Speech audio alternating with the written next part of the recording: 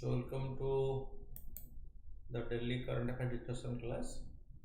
The first topic is geopolitical impact of USA handling of the war in Ukraine and Gaza.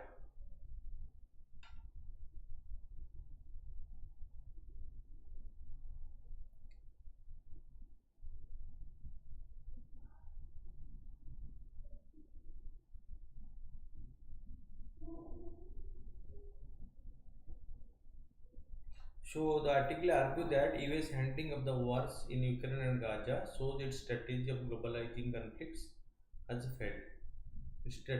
American strategy to globalize the war in Ukraine and in Gaza has failed. This failure highlights the shift from a unipolar world order to a more regionalized one, changing global geopolitics significantly. Fine. So it shows that every time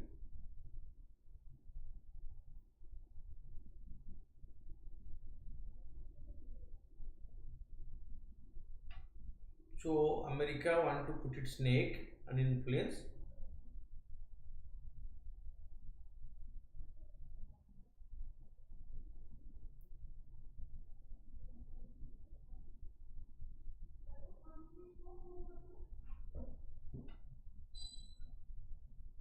Influence in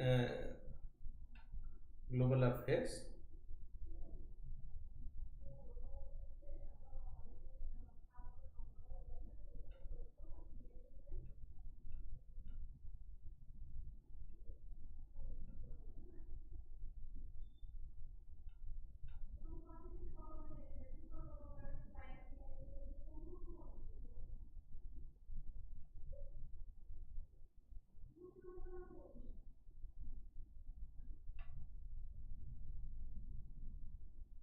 Okay, because it is from America always try to make it international, but right now it is remaining a globalized issue. So no more it is a globalized issue, rather it remains as a localized issue confined to specific locality, fine, in the particular geographical region.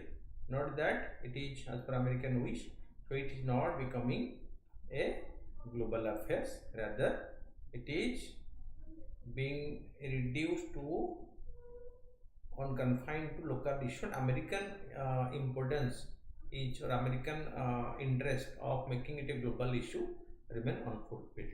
The UN Security Council passed a resolution on March 25 demanding a humanitarian ceasefire in Gaza of Israel attack on Gaza in Palestine. The US did not veto this resolution, which was a change from its previous stance. When UN resolution was passed, normally as this affects the American interest, so America was supposed to apply its veto power, but in this particular case America has not applied veto. So this shows that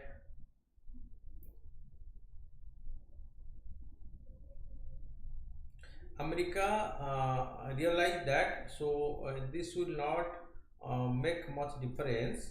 Okay, so that is why America has not applied veto on this. Rather, this exposed to the world that American interest in this matter is to some extent becoming a messy affairs. Fine. Why is Israel becoming isolated globally? Shift in US stance. The US did not veto the UN Security Council resolution demanding humanitarian ceasefire in Gaza, signaling limited support for Israel. Civilian, because Israel became very robust and very aggressive on its dealing with the Hamas terrorists. Okay,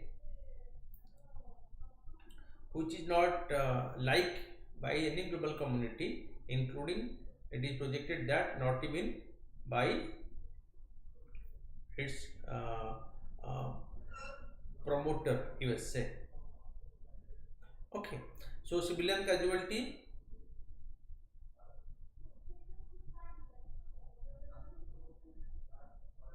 So Israel's bombing of the refugee shelter, killing 45 people, drew criticism, further isolating it. So when Israel bombarded and attacked the civilian centers in the Gaza Strip, projecting it as a Hamas center.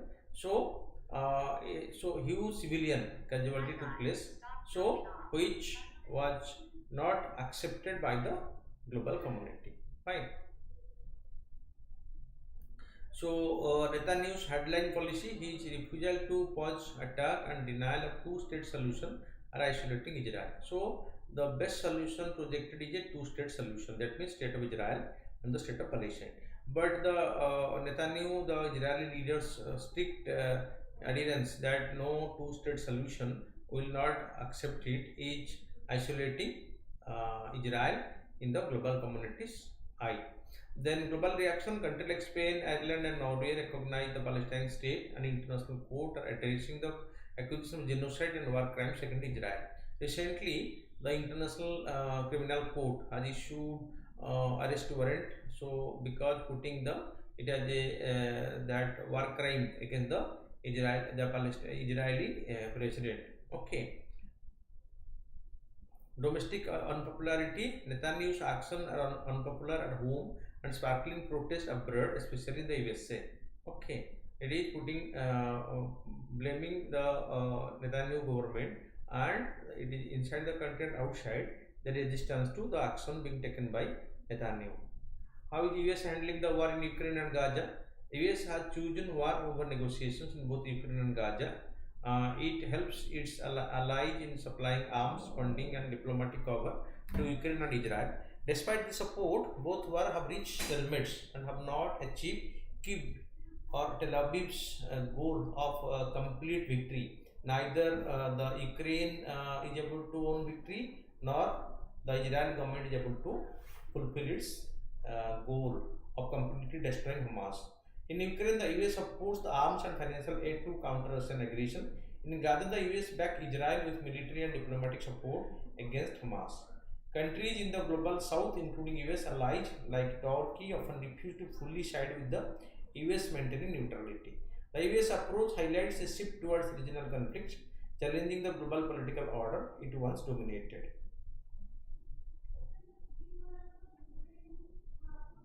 How does the regionalism affect geopolitics? Regionalism has led to a shift in how conflicts are viewed and managed globally. Countries like Turkey, despite being part of NATO, refuse to sanction Russia and maintain relations with Israel, showing a trend towards neutrality. Middle powers such as China, India, Brazil focus on regional influence rather than global dominance. The failure of sanctions on countries like Iran and Russia demonstrates the limits of global political control. Regional conflicts are less likely to expand into global war due to localized ceasefire calls. The US struggles to re-globalize conflicts as seen in its intervention in Ukraine and Gaza. This shift challenges the unipolar international order previously dominated by the USA. Okay.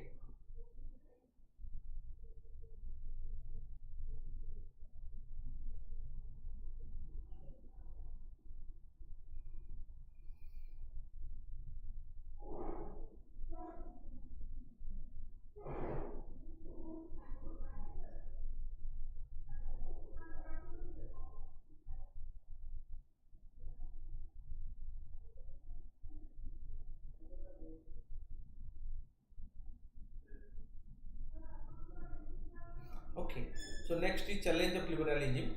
This article highlights the importance of updating and broadening the concept of Indian liberalism. It should address criticism while staying true to its basic principle of freedom, dignity, and fair representation.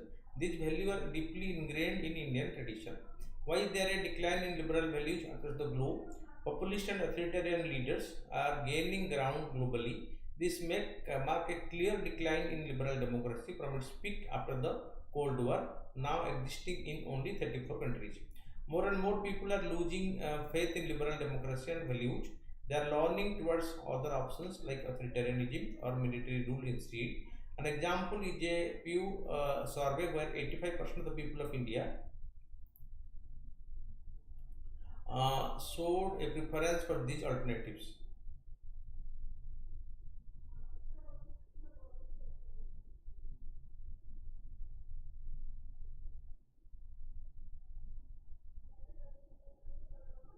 So, what is the criticism of the liberal ideology? Attack on liberalism from the left.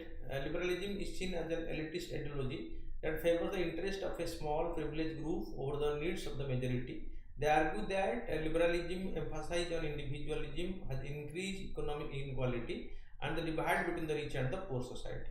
Liberals are criticized for furthering corporate interest and marginalization of the disadvantaged.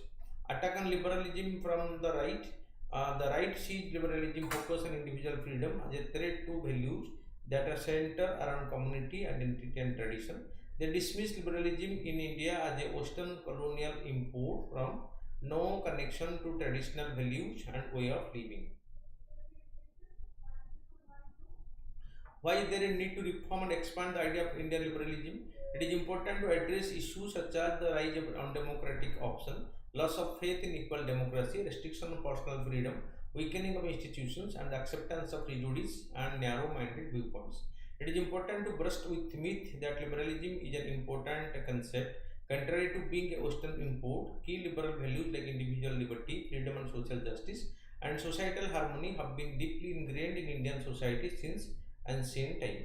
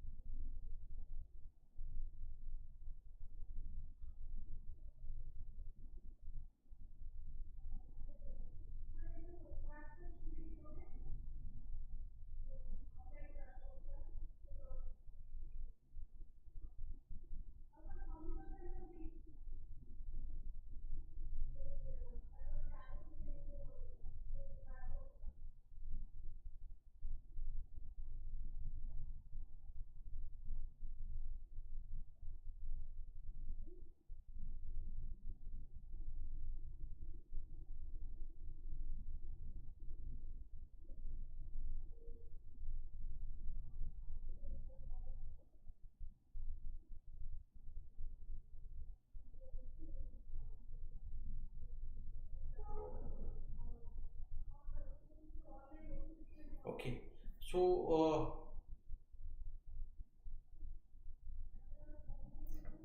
liberal values are present in Indian cultural tradition and historical governing system.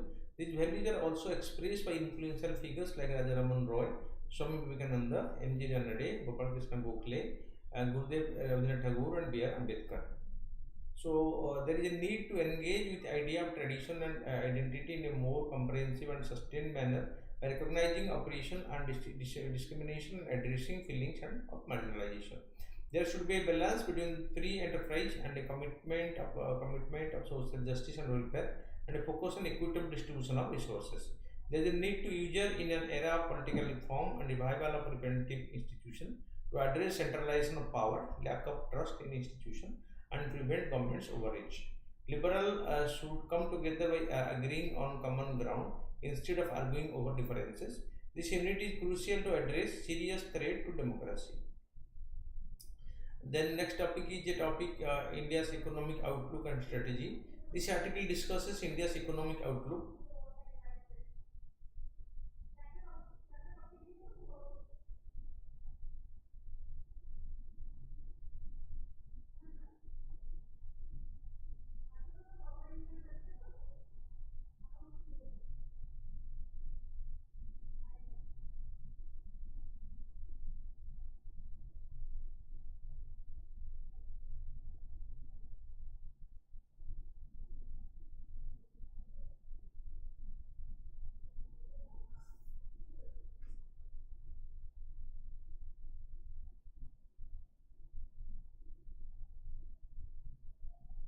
Okay, so this article discusses India's economic outlook and strategy. It highlights the importance of reform, investment, and policy changes needed to maintain growth, address unemployment, and improve infrastructure. It emphasizes coordination between government level and tapping into global market to sustain long-term economic development. How is India's current economic environment? The fiscal year 2024 is expected to see a growth rate close to 8% with the Reserve Bank of India forecasting 7% growth for the year 2025. Fiscal discipline by the government and a responsive monetary policy are boosting investors' confidence in the Indian economy. Consumer demand is strengthening as indicated by the quarter 4 of the financial year 24, resulting showing improved rural demand. Financial metrics like bank credit to MSME growing at 20.1% year on year as of March 2024 highlights the dynamic economic activity and strong domestic consumption. Two things: domestic consumption is remain high, and there is dynamic economic activity being seen in the country. What challenge and opportunity does India face? Sustaining over 7% growth annually is difficult and requires multiple enablers like the effective reforms and resource mobilization. But as per the today's paper, that today's development report, this growth rate is much higher, 7% for the RBI target, but growth rate is more than 8% as projected today in the by the statistical office.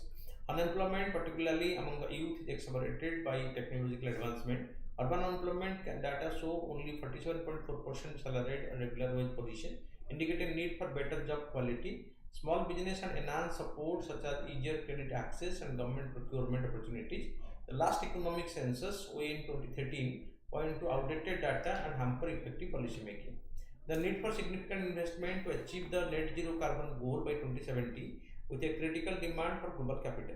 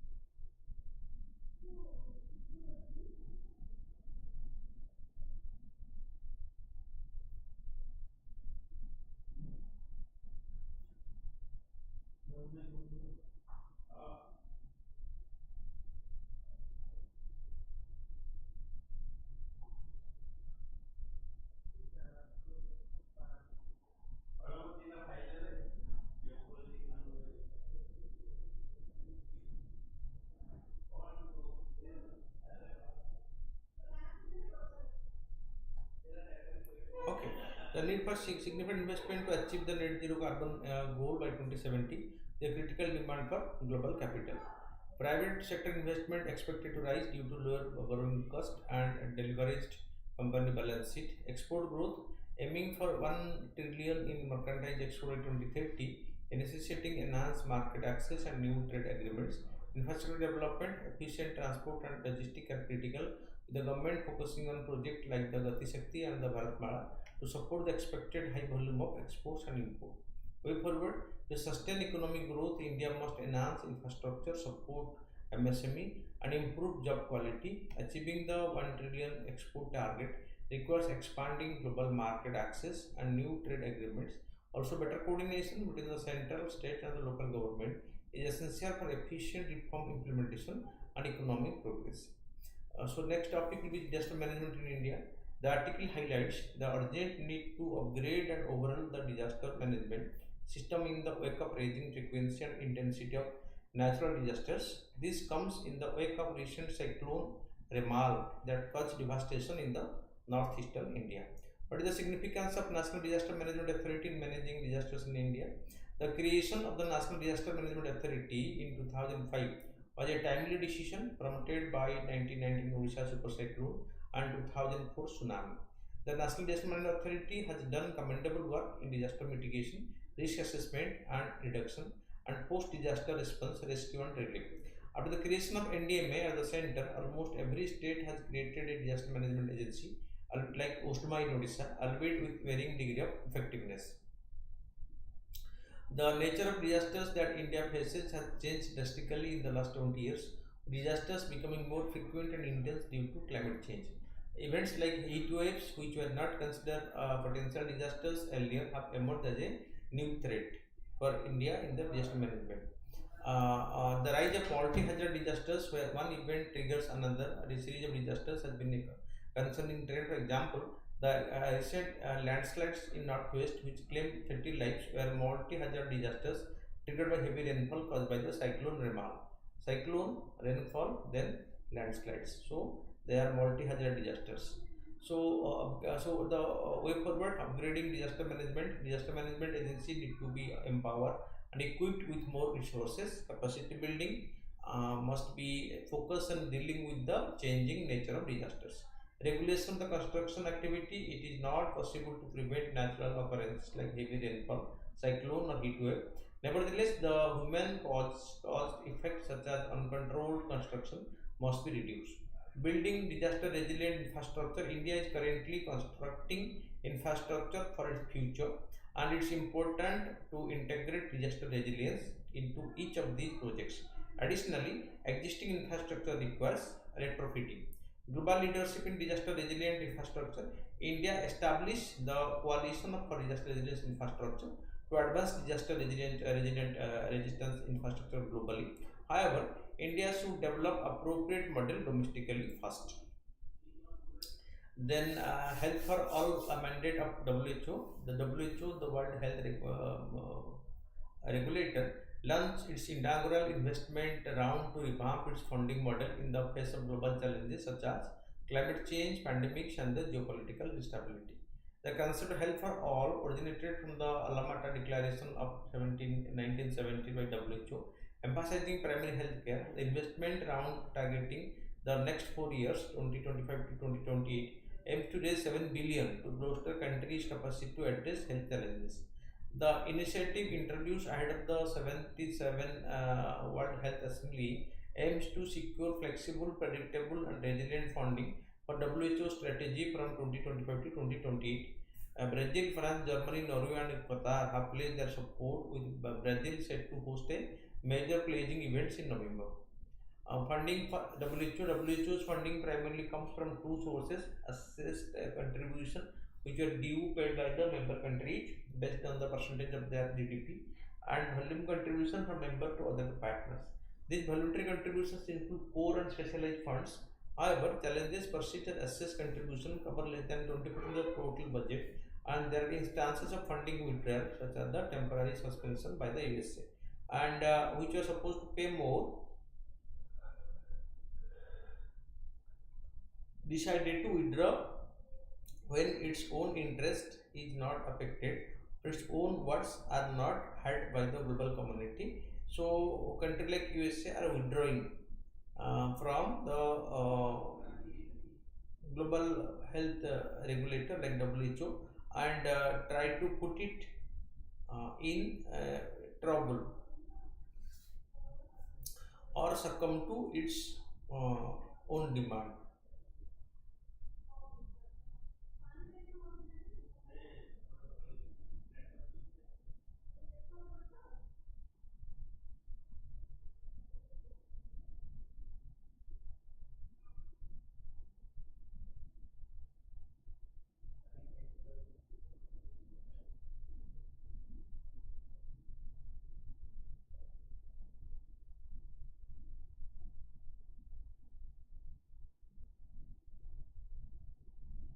Okay. So, however, challenges persist as assessed contribution over the cover less than 20% of the total budget, and then instances of funding withdrawal, such as temporary suspension by USA. So, USA temporarily suspended its contribution to WHO.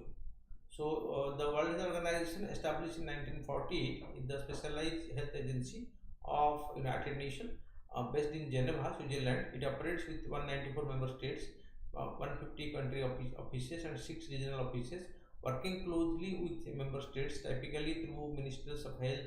WHO leads World Global Health Initiative, set standards, conduct research, and offers technical support. Its responsibilities include shaping health policy, advocating evidence-based practices, and monitoring health trends. World Health Day, celebrated annually on April 7th, marked the organization's founding date. Then the Golden Rice, the Philippine Court of Appeals recently revoked biosafety permit for the commercial production of genetically modified golden rice and BT eggplant. The court cited the government's failure to establish safety monitor mechanism. Golden rice, approved for the commercial production in 2021, is genetically engineered to contain beta carotene, giving it a yellow-orange color, unlike ordinary rice, which does not have beta carotene in its grain. Golden rice beta carotene is identical to that found in vegetables and fruits. It does not require special cultivation practice and has the same yield and taste as regular rice. The rice is a valuable tool for combating vitamin A deficiency, which is crucial for growth, immunity development, and for vision.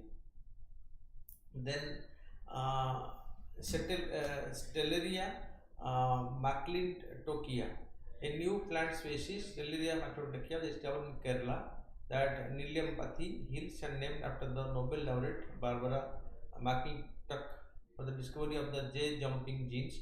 This is the first Stellaria species reported from South India. This annual herb found at elevation of 1250 to 14,000 meters, 1400 meters, a unique petals, pollen, bracts, spal, and the seed. Jumping gene or transportable elements are the DNA sequence that have within the genome activity or deactivating nearby genes. They can replicate and insert couple of new location, causing genetic mutation and contributing to genomic evolution. Jumping genes. In the 1940s, while studying corn, Barbara McClintock discovered that sometimes genes could move from one location to another in a chromosome or even to other chromosomes. Okay, the movement could result in a gene leading in the middle of another gene and disrupting them.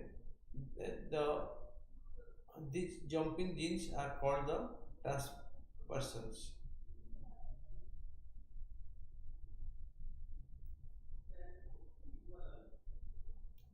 Then next is astronomical transient 2024 saw prize for astronomy. The Srinivasa Kulkarni has won the 2024 saw prize for astronomy for his study of astronomical transients. Recognized for pioneering research on millisecond pulsars, gamma ray burst, supernova, and other transient astronaut objects. He led the development of the polymer transient factory and the Juki transient facility, transforming our comprehension of the time variable political event or optical sky. Okay, about astronomical transients. Astronomical transients are celestial objects that undergo rapid changes in brightness, often associated with the violent space event. Astronomers study them to understand their origin and mechanism, providing insight into the astronomical phenomena. Example, supernova explosions resulting from the large star exhausting fusionable elements, sometimes outshining their galaxy due to their intense brightness. Active galactic nucleus, supermassive black hole at the center of galaxies actively consume matter, causing fluctuations in the brightness. First radio burst discovered in 2007, emitting energy exceeding 10 times that of the sun in milliseconds. Were the prize founded by Ram Ram Shaw in 2002. The Shaw Prize celebrates outstanding achievement in astronomy, life science and medicine, and mathematical science. Each year, the prize honors individuals who have made significant contribution into their fields, promoting excellence and societal progress. And then Indian naval ship concluded South China Sea deployment. Indian naval ship INS Delhi, INS Shakti, and INS Kilton completed their operational deployment to South China Sea, visiting Singapore, Malaysia, Vietnam, Philippines, and Brunei. The deployment underscored India's expanding maritime engagement in Southeast Asia, focusing on cooperation in the Indo-Pacific. The visit included exchanges, exercise, and community outreach program aimed at enhancing naval operation and interoperability. About INS Kilton, INS Kilton, a state-of-the-art indigenous warship, is on the brink of being commissioned to the Indian Navy.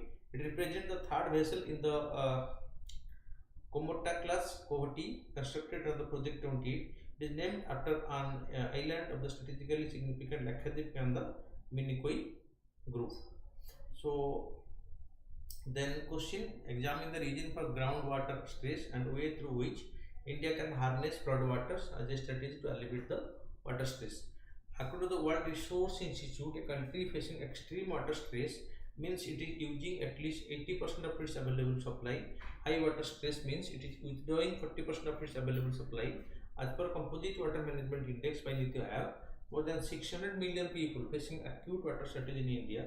Flood water, often seen as a destructive force, can be harnessed as a valuable resources to alleviate water stress in India.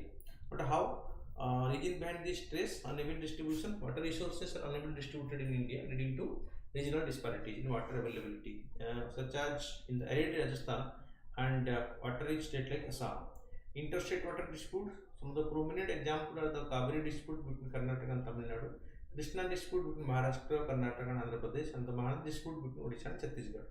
Pollution of river. Pollution from industrial discharge and untreated sewage contaminates surface water source, rendering them unusable. For example, the Jamuna River in Delhi is considered one of the most polluted river in the world.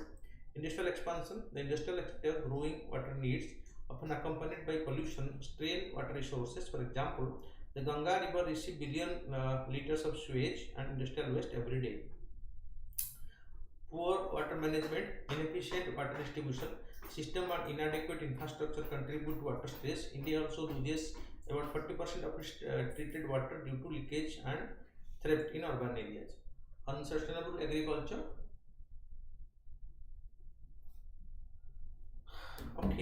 Practices. Farmer cultivate water intensive crop like paddy and sugarcane in rain deficit area like Punjab and Maharashtra respectively. These crops account for about 24% of India's total irrigated area but consume about 60% of its irrigated water. Urbanization. Rapid urbanization has led to increased water consumption, pollution of water bodies, and reduced groundwater recharge. For example, Chennai lost 33% of its wetlands between 1996 and 2018, contributing to its severe water crisis in 2019. Population growth. As per the UN estimate, India's population will surpass 1.5 billion people by the end of this decade. Also, Niti Aayog report India's water demand is projected to be twice the available supply by 2030. Way to harness flood water to alleviate water stress. Floating solar farm. India should emulate the success of large floating solar plants in Kerala's Bansura Sagar Reservoir. This innovative approach not only generates clean energy but also addresses water scarcity by reducing evaporation from the water surface. Smart irrigation. Taking inspiration from the Karnataka government's Krishi Bhagya program, India can adopt sensor-based irrigation system. They use real-time data to precisely deliver water to crops, ensuring optimal utilization and minimum wastage. Underground reservoir. By creating vast underground storage capacity, excess flood water can be saved, retained, preventing evaporation and contamination. These reservoirs become invaluable during periods of water scarcity. Then leveraging technology. Israel's water gain technology serves as a prime example of innovation in water sourcing. India can explore similar technology that extract clean drinking water from air using flood water as a source. Green roof. Chennai's initiative in promoting green roof can be scaled up. Green roof not only absorb rainwater but also act as a natural coolant, reducing energy consumption in building. Flood tolerant livestock. Flood resistant livestock breeds like the India's Gir cow play a crucial role in ensuring food security during waterlogging conditions. Encouraging the breeding and adoption of such resilient breed can safeguard rural economy and food supply. Then artificial intelligence for food control. Learning from the Netherlands, India can implement AI-driven flood control system. This system uses real-time data to manage water level, preventing flooding and optimizing flood water utilization. Aquifer recharge credits, a system similar to California's groundwater recharge credit, can be developed. Entities earn credit for replenishing aquifer during the flood, which can be redeemed during droughts, ensuring long-term groundwater sustainability. Then flood water filtration gardens. Inspired by the Netherlands water squares, India can create flood water retention area with natural filtration system. These gardens enhance water quality by removing pollutants, promoting healthier ecosystem.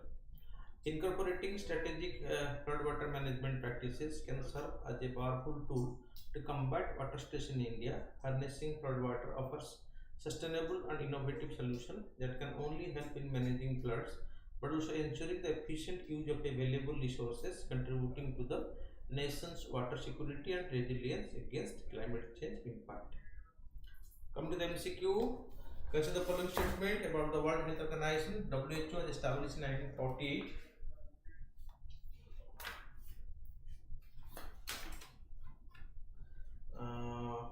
It's a special agency of the United States, right? The WHO headquarters located in Geneva, Switzerland, right?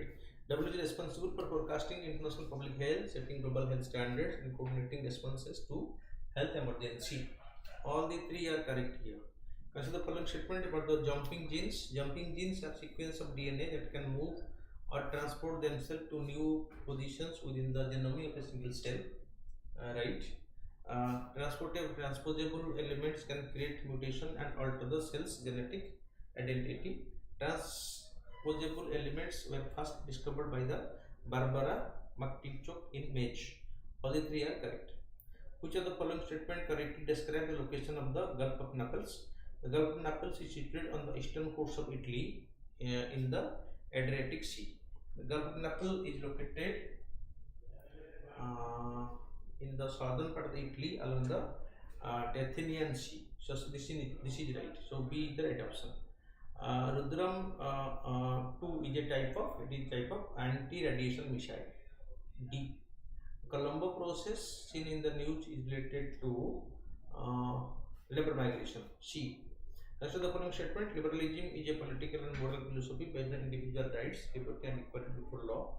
That's right. Liberalism has always been a dominant ideology of Indian politics, right? Raja Raman Rai was a prominent figure in the Indian liberal tradition. Here only 1 and 2 are correct. Consider the following statement of the golden rice. It requires special cultivation practice. No. It has the same yield and taste as regular rice, right? This rice is available tool in combating vitamin A deficiency, which is crucial for growth, immunity health, and vision. 2 and 3 are correct here. B. Which of the following statement about the phosphoradio burst is true? FRB are brief but intense burst of radio waves that last only a few milliseconds. That is right. The precise origin of the first radio burst as well understood and linked to specific types of star. No. Some FRBs repeat, meaning they originate from the same source multiple times, right? FRB have been detected from source both within or galaxy and from extragalactic sources. So 1, 3, 4. Consider the following statement regarding the urban heat island. An urban heat island is experienced when certain area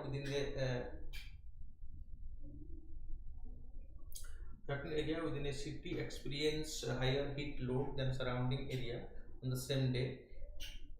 Okay, right. It is local and temporary phenomena. Construction of high-rise buildings rather than two-story building helps in recycling, reducing the urban heat island. 1 and 2 are correct. 3 is incorrect. And a Skeleton, a state-of-the-art indigenous warship, has been commissioned into the Indian Navy. It was in a mission and come back. It represents the third vessel of Kamorta class over T constructed on the project 28, right? It is named after the island Lakshadweep and Minicoy group. 2 and 3 are correct here. Option is B. So thank you for watching. Keep watching regular to update yourself.